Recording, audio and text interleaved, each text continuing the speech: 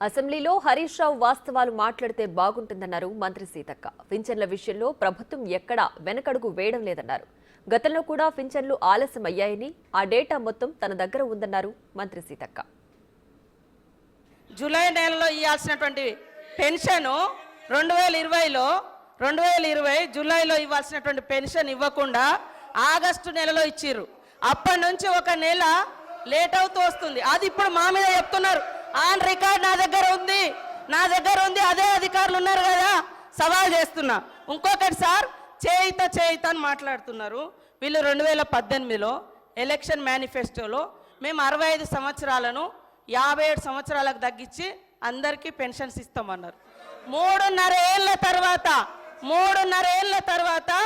57 సంవత్సరాలకు పెన్షన్ ఇచ్చారు. అదే కాకుండా వీళ్ళ హయాంలో డబల్ పెన్షన్స్ తీసుకునేటువంటి వాళ్ళు, సర్వీస్లో ఉండి సర్వీస్ మూలంగా వచ్చేటువంటి పెన్షన్ 24,000 30,000 తీసుకునేటువంటి వాళ్ళకు కూడా ఈ 2,000 పెన్షన్ వర్తింపజేశారు, దాదాపుగా 5,000 మందికి.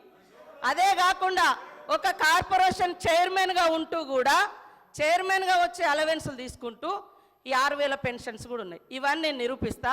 మరి ఇలాంటివన్నీ మేము సరి చేస్తూ ఉన్నాం.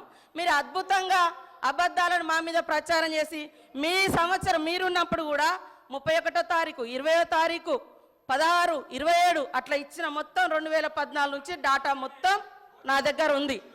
మీరు చెప్పటే కరెక్ట్ అని చెప్పి మిగతా వాళ్ళంతా తప్పు, మేము తప్ప ఇక ఈ దేశాన్ని పరిపాలించటం లేరు, అందరు తప్పులు అనేటువంటి విధంగా మాట్లాడడం సరైనది కాదు. నేను ఈ రికార్డు ఇస్తా, హరీష్ రావు గారు చూసుకోవాలని